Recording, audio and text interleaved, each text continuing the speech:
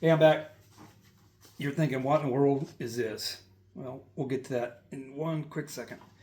Um, we're going to talk hot tubs today and chemical use and the expense of it. And a trick that I've discovered and worked on that reduced my chemical usage a lot. Um, but real quick, I'll just tighten this last bolt down. This contraction I came up with all has stainless steel hardware, and really it's just I believe a 3-inch, 3-inch, quarter-inch bolts stainless, and then 4 stainless nylocks.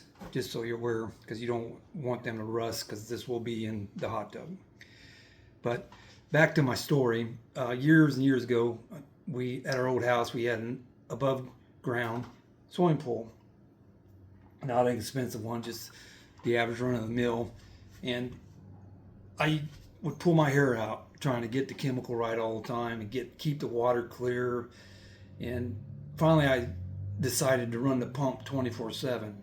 And when I did that, I noticed that my chemical use went really down, and it was so much easier to keep the pH balance and all that in good shape.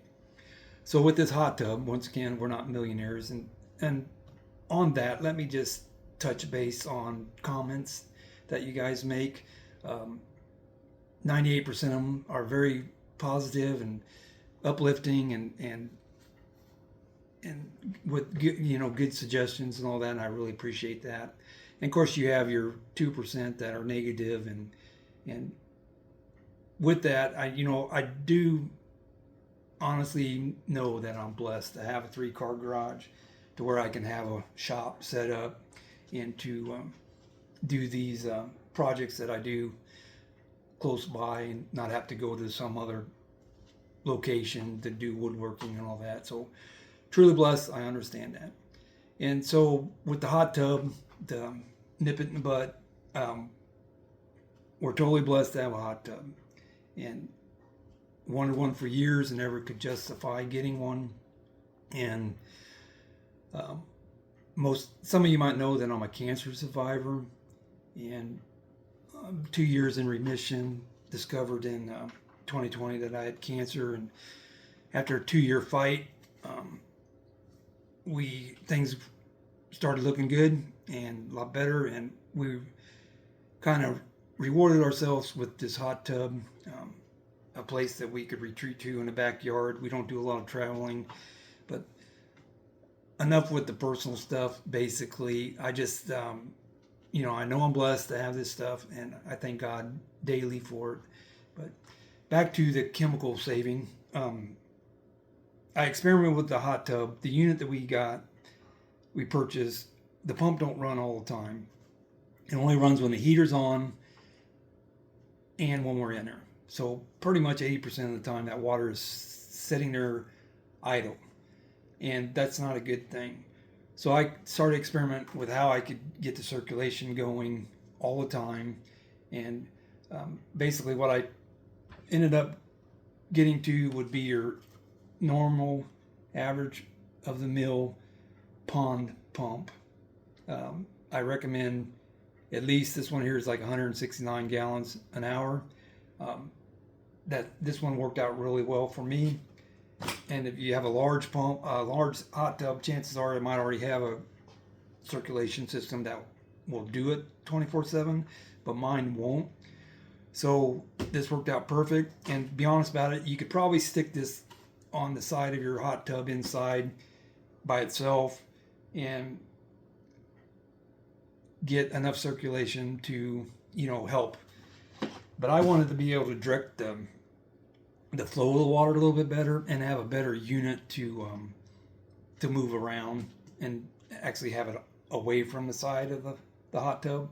So that idea, just sticking it there, wasn't so appealing to me.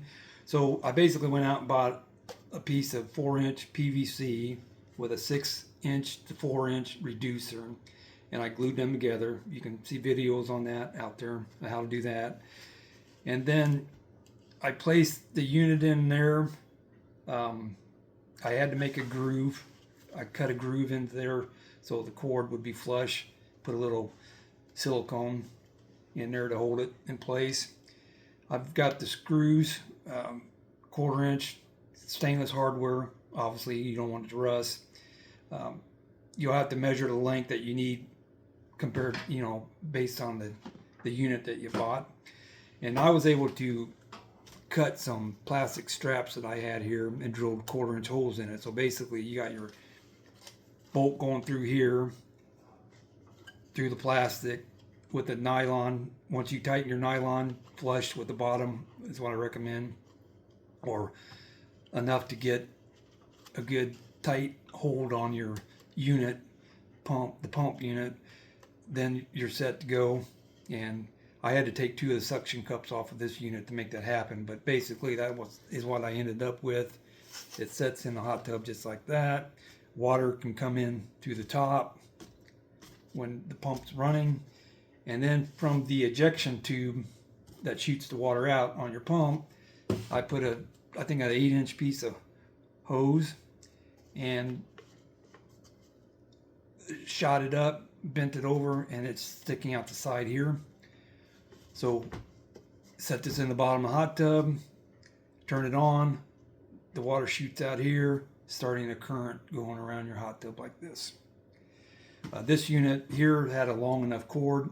I believe most the pumps do, because you have to get away from, your pond.